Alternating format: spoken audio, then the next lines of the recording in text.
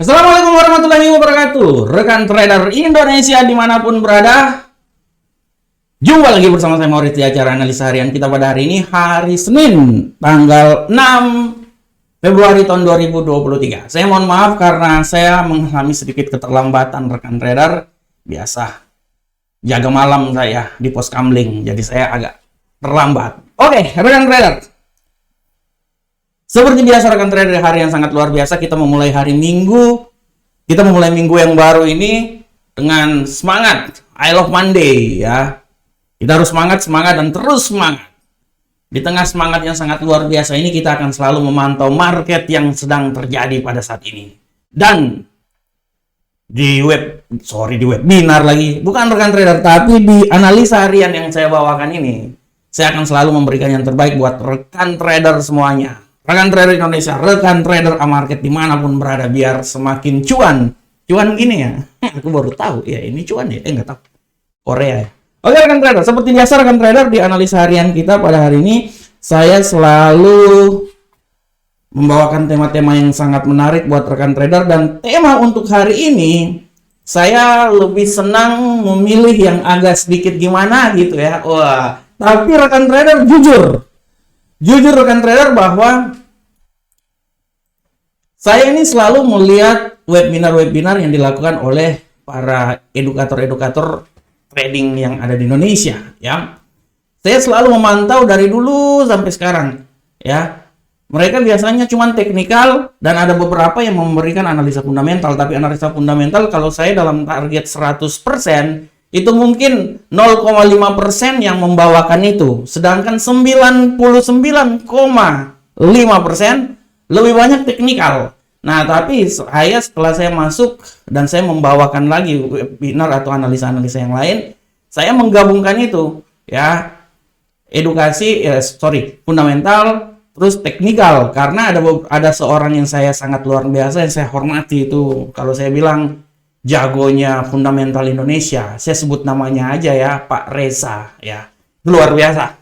Aku jujur banyak belajar dari cara beliau memberikan analisa fundamental ya, walaupun aku nonton di YouTube beliau ya, dan memang benar ada beberapa yang saya sangat setuju, bukan sangat setuju, memang benar seperti kayak gitulah dalam trading. Jadi supaya ke depan itu dengan cara seperti kayak gitu, orang bisa bilang bahwa trading itu bukan seperti nanti orang bilang trading itu seperti gambling. Padahal sebenarnya bukan rekan trader. Trading itu kuncinya itu kita harus, ya seperti dalam peperangan, kita harus tahu dulu musuh yang kita hadapi ini gimana. Kita harus tahu strategi apa ya. Ada intelijen yang mengamati dulu, kita paham dulu strategi mereka supaya kita bisa melumpuhkan mereka. Nah, begitupun juga dalam dunia trading. Dalam dunia trading, informasi-informasi intelijen itu ya kalau saya bilang itu adalah analisa fundamental. Nah, sedangkan mekanisme taktis penyerangan dan penyerbuan ke kandang musuh itu teknikal. Nah, oleh karena itu supaya bisa memenangkan peperangan ya, saya bilang kita harus memenangkan war, bukan memenangkan battle. Ya, kalau kita memenangkan battle tapi kita kalah dalam war, ya kita sangat kalah. Amerika boleh menang dalam pertempuran kecil, tapi secara garis besar pertempuran di Vietnam kalah Amerika. Oleh karena itu kita harus memenangkan sebuah peperangan, bukan memenangkan pertempuran ya. Nah, peperangan yang besar itu kita harus kuasai, dan kita harus kuasai fundamental dulu. Dan pertempuran kecil itu kita harus memenangkan dengan cara menguasai teknikal. Oke rekan trader. Saya udah seperti kayak ini ulama ini aja, bukan ulama, saya seperti kayak pendeta trading aja. Bercanda rekan trader, nanti saya di ini lagi dituntut. Nggak, bercanda.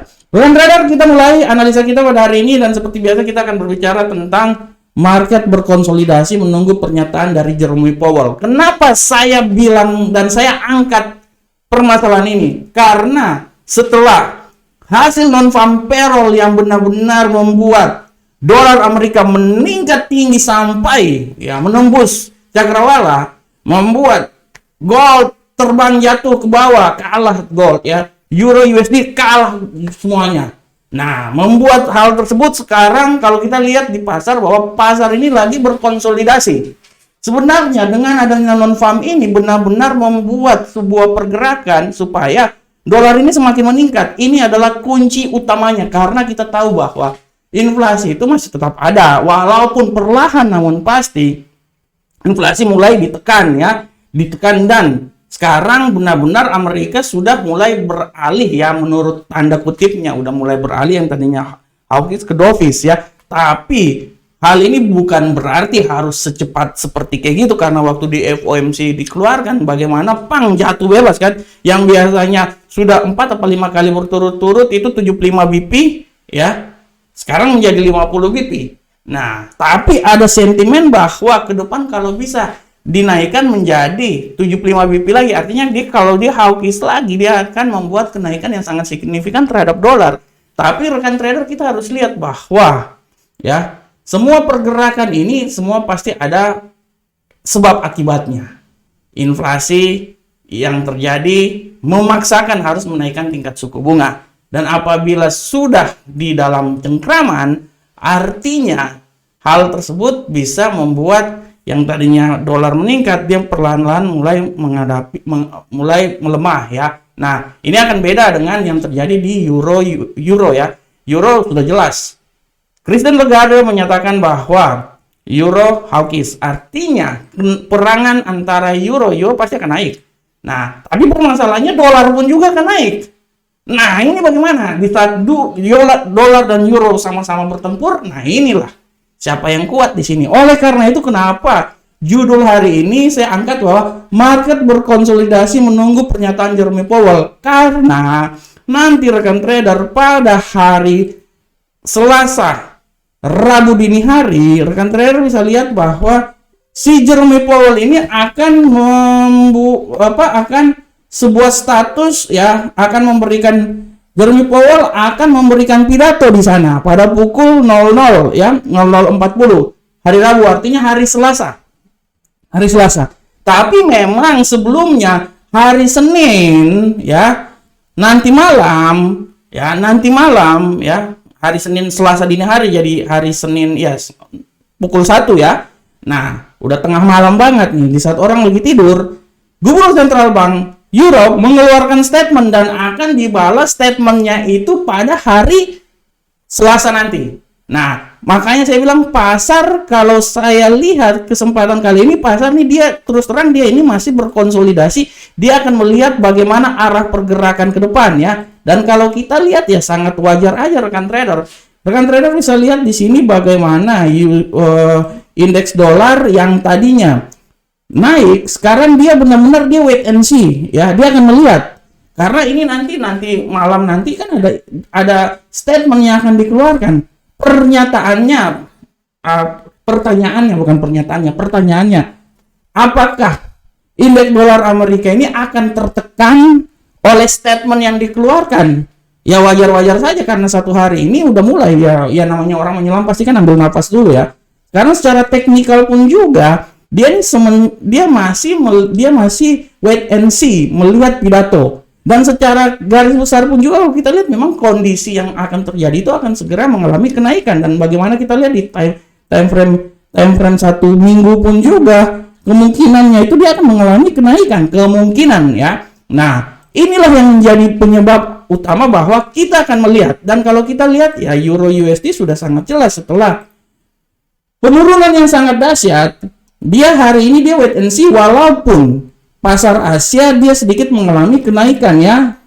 Kita akan lihat apakah dia akan mencoba turun lagi atau dia akan membalik arah ya, atau dia akan rekonsiliasi pada saat ini. Oleh karena itu rekan trader, kita akan lihat kembali lagi bahwa hari ini seperti hari biasa, hari Senin, pasar masih wait and see. Kita akan melihat pergerakan ke depan, walaupun pada hari ini rekan trader, kalau rekan trader lihat pun juga ya, news tendensi yang besar itu sebenarnya hari ini tidak terlalu banyak ya, tidak terlalu banyak. Nanti mulai besok pun juga tidak, biasanya sih hari Rabu, hari Kamis dan hari Jumat itu yang paling luar biasa ya.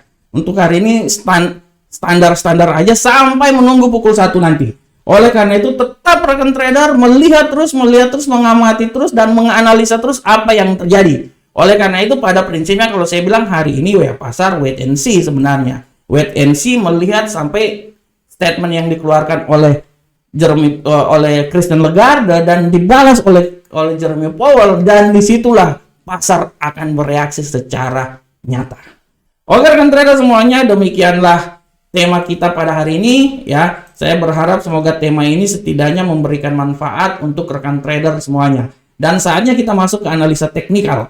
Oke rekan trader, analisa teknikal seperti biasa, analisa teknikal kita akan selalu mulai dari indeks dolar Amerika, bukan Amerika tapi Amerika. Wah. Oke, rekan trader kita mulai dari indeks dolar Amerika. Untuk indeks dolar Amerika rekan trader sudah sangat jelas, saya kasih informasi sini bahwa pasar masih bereaksi. Ya, secara garis besar kita lihat tadi dibilangnya buy, tapi dia udah mulai berubah menjadi sell pada hari ini, bearish. Kita akan melihat ini Euro USD, kita akan lihat indeks dolar Amerika. Nah, ini pasar masih bereaksi. Ya, tadi di saat pasar Asia dia agak sedikit mengalami peremahan lagi merah. Ya, dia lagi merah. Lagi datang bulan dong. Lagi mengalami kemerahan ya. Wah, bearish dia. Tapi menjelang pasar Eropa, dia sudah mulai agak mengalami bullish. Nah, ini dia. Apakah yang akan terjadi rekan trader? Di tengah sentimen yang wait and see, oke, anggaplah kita berasumsi bahwa dia kemungkinan besar dia akan bullish ya. Anggaplah kita berasumsi bahwa sabar rekan trader. Waduh, ini apa lagi nih? Oke rekan trader, kita hapus ini dulu. Kita berasumsi bahwa dia akan bullish ya. Kita berasumsi bahwa dia akan bullish. Seberapa jauhkah dia akan bullish rekan trader? Nah, kita akan lihat di sini. Nah, kok nggak kelihatan ya? Oh, sorry. Nah, sorry rekan trader, sorry, saya balik ini dulu. Oke, kita berasumsi dia akan bullish. Seberapa jauhkah dia akan bullish rekan trader? Nah, ini dia. Nah, kalau asumsi saya rekan trader ya, saya tidak bisa bilang dia akan naik sampai di level paling tertinggi di seputaran sini rekan trader.